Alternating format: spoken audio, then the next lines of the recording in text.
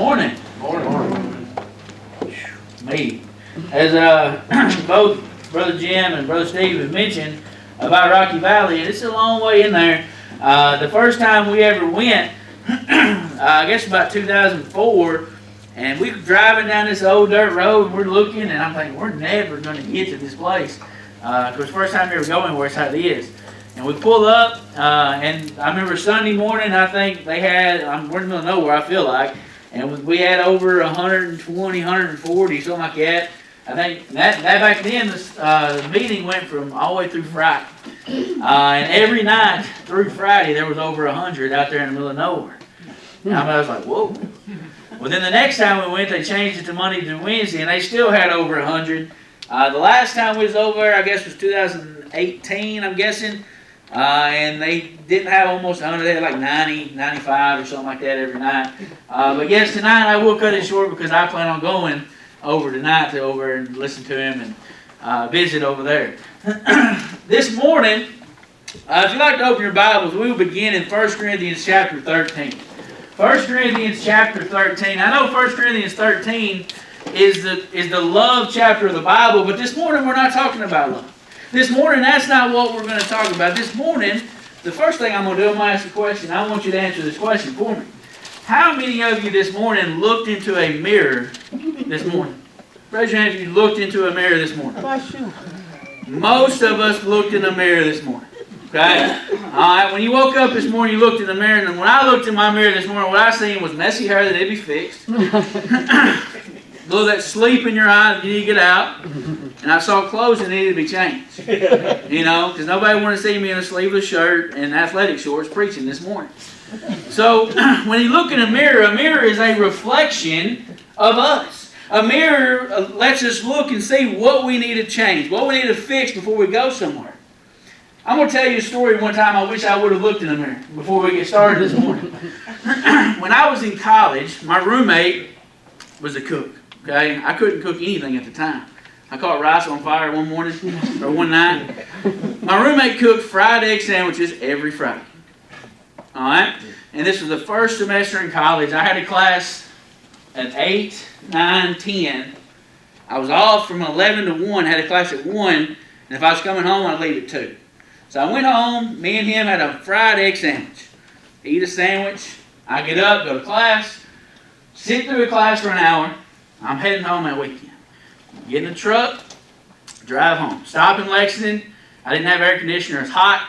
So I stopped and got me something to drink. Drove the rest of the way home. I got home, I looked in the mirror, and what's sitting in my beard? A fried egg is sitting in my beard. Okay? In my class of about, there's like 40, 45 in this class. Nobody said a word.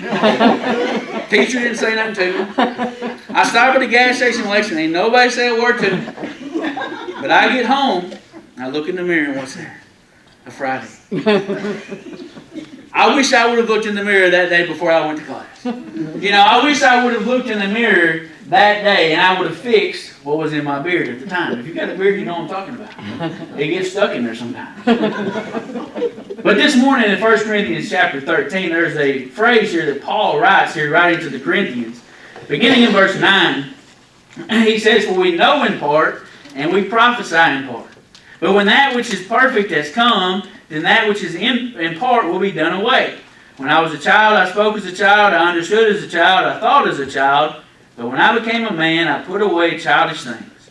For now we see in a mirror dimly, but then face to face. Now I know in part, but then I shall know just as I also am known."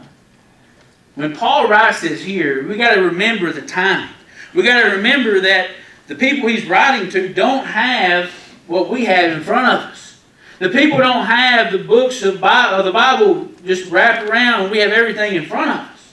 What they're hearing from people who have studied, who have learned, and they're hearing messages from Paul and they're hearing messages from other people, and they're hearing part of it. They're not getting to hear everything, they're not getting to know everything, they're not getting to see everything. And Paul, when he writes this, he says, right now we see in a mirror dimly. You know, right now we're seeing in a mirror dimly, but in a certain time, they're going to see face to face. They're going to see exactly what they need to see. This morning, the title of my lesson is Look into the Mirror. for each and every one of us. Look into the mirror, not in a physical aspect, not in a physical aspect, in a spiritual aspect. Let's look into the mirror. Let's find certain things and let's look into that mirror and let's observe ourselves spiritually. This morning we're going to ask 3 questions.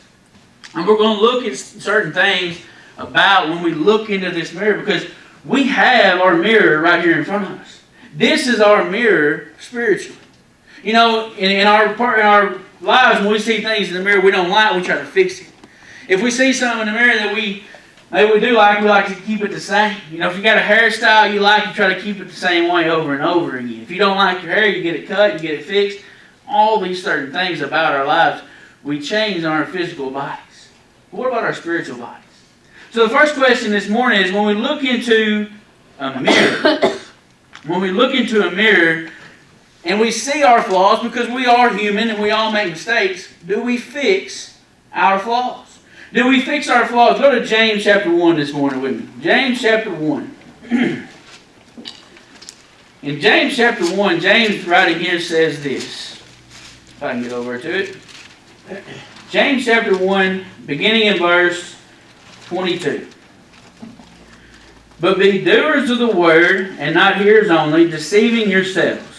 For if anyone is a hearer of the word, and not a doer, he is like a man observing his natural face in a mirror. For he observes himself, goes away, and immediately forgets what kind of man he was.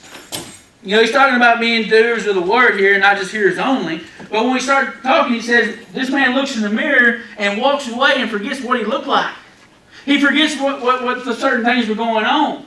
In our spiritual aspect, when we look in our mirror spiritually, and we see the things we know that we fall short on, we see our flaws, we see our problems, because every one of us have them, and every one of us have different problems. Do we try to fix those? Do we try to say, you know what, I'm going to try to get better at this? Do we try to fix whatever it may be? Do we even care about our flaws anymore? Or do we try to cover them up? You know, there are certain times people try to cover things up from everybody. But we know that the Bible said that in a certain time all will be revealed. Everything that is hidden will be revealed to everyone else. Do we try to cover up our flaws? Do we care about them? Or do we try to fix them? Or there's another alternative. Do we stop looking in the mirror altogether? You know, none of us are perfect. None of us are going to be perfect ever in our lives. We're all going to have problems. When we look into the mirror, which is God's Word, and we see what we should and shouldn't do, and I think, honestly, if we sit back and we are honest with ourselves, we know what we should and shouldn't do. Are we trying to fix it? Are we trying to cover it up? Do we care about it anymore? I think we can get to a point where we don't care about it anymore. Or do we stop looking altogether? If we stop looking altogether, I challenge each and every one of us who, if we have stopped looking, to get back to looking. I challenge each and every one of us who maybe try to cover them up, try to fix them. Do we fix our flaws when we look in that mirror? The second thing is, when we look in a mirror, do we try to deflect by seeing everybody else's problems? You know, there are some people whose flaws are very visible. You can look all the time. You can see people that their flaws are very visible, whatever they may be. They may have trouble with their language. They may have trouble with anything else you can think about. But it's visible out to everybody else. We say, you know what? At least I'm not them. You know what? Maybe it's better because at least I'm not doing what they're doing. You know, that whole thing when I was growing up in school, coming back home, and Mom and Dad, I never forget. They said, "What'd you make on this test?" The first thing I ever said to them was, "Well, you should have seen what somebody else made. I made higher than them." You know, I didn't even tell them what my grade was. I said, "I made higher than they did." Guess who didn't care about it if I made higher than them? My parents. They did not care. God doesn't care if we're better than, if we're trying to put somebody else down. God cares about it if we're doing our part. God cares about each and every one of us. You know, we're all going to have to give an account for that which we have done. We're not going to give an account for somebody else, and somebody else, thankfully, is not giving an account for us. Right? Somebody else is not looking at us and saying, "I'm glad I'm not like them." They might be thinking that, but they ain't giving an account before God. We're giving our own account. Turn to 2 Corinthians chapter 10.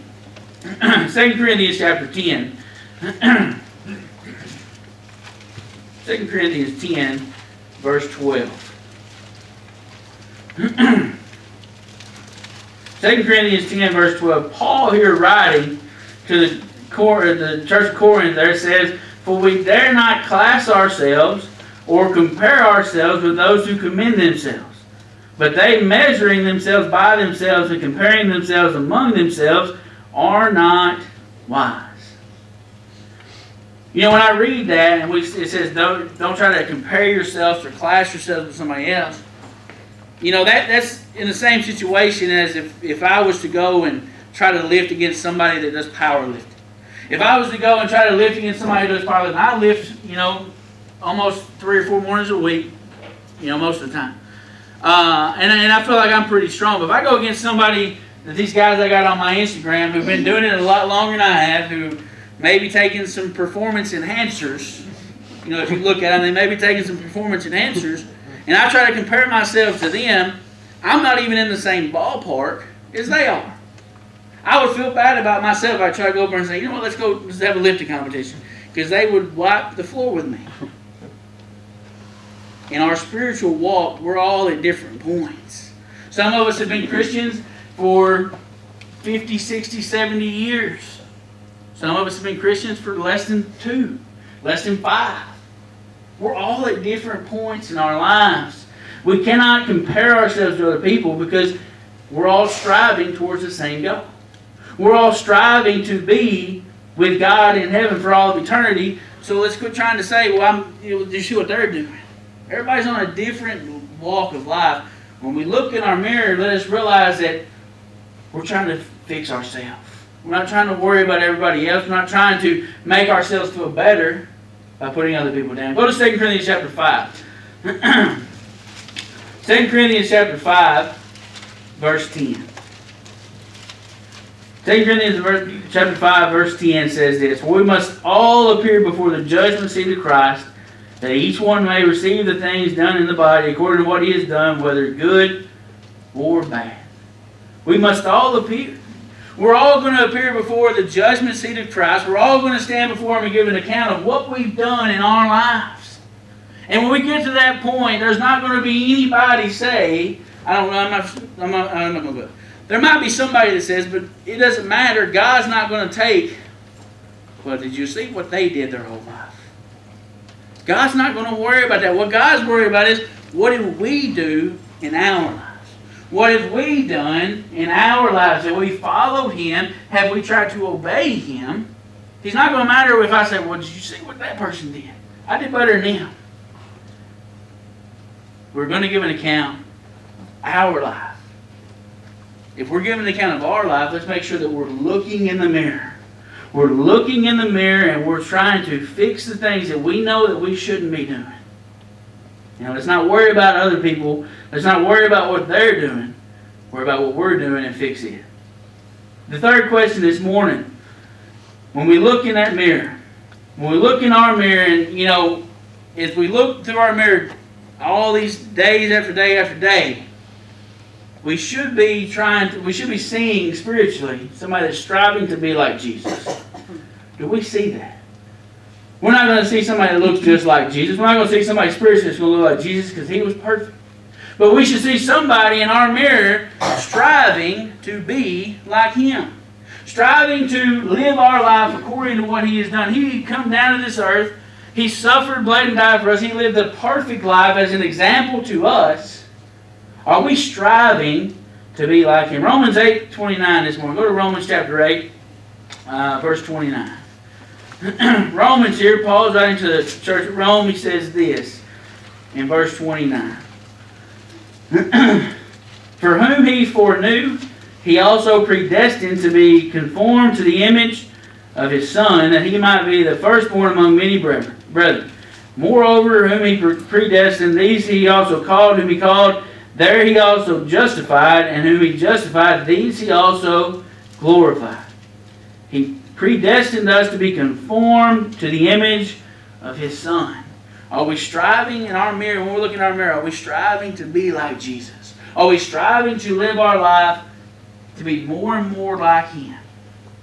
You know, if you look in your mirror and you've been a Christian for 50, 60, 70 years, whether if you look in your mirror if you've been a Christian for 2 years or less, it's going to look a little different.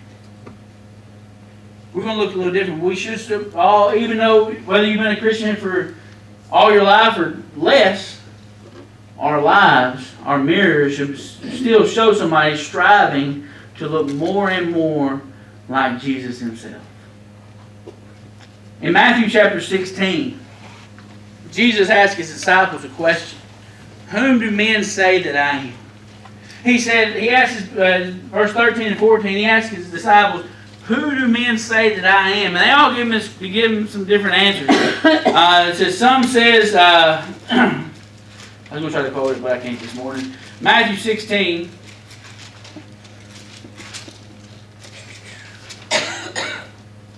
Then in verse 13 he says, who do men say that I, the Son of Man, am? So they said, some say John the Baptist, some Elijah, and others Jeremiah or one of the prophets.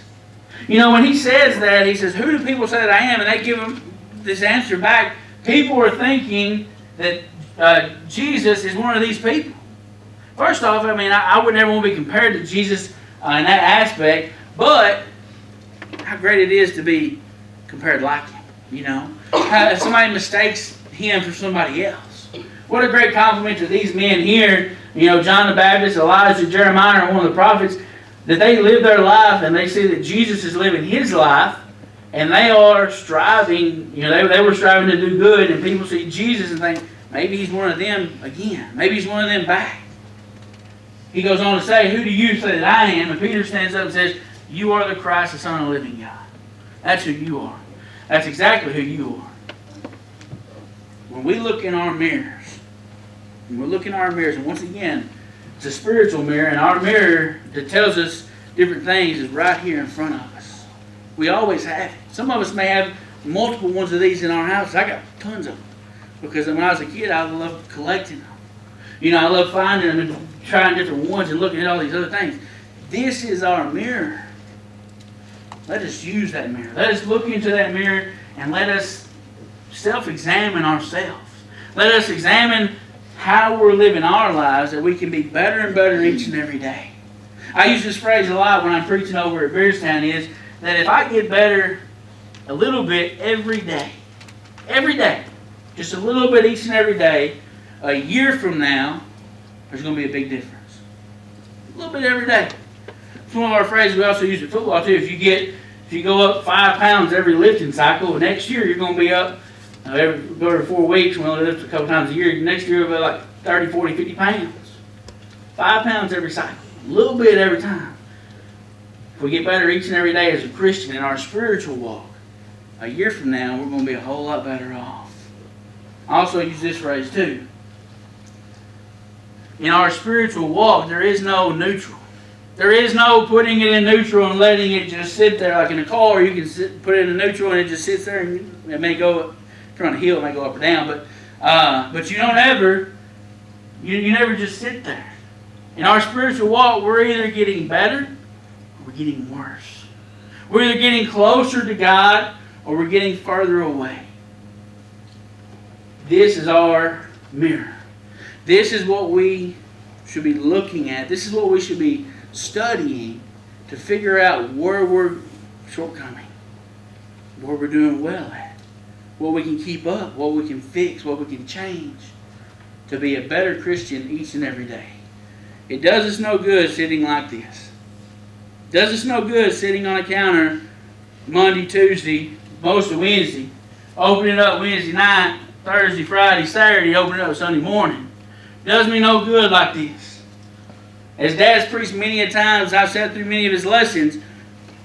Open it up, read it, study it, learn it, live your life according to what this book says. This is our mirror. When we look in our mirror, when we read and we study the Word of God, are we trying to fix our flaws? Are we trying to fix the things that we know that are not right?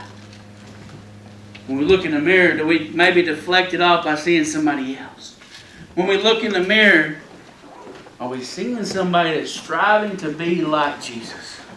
Are we seeing somebody that's not?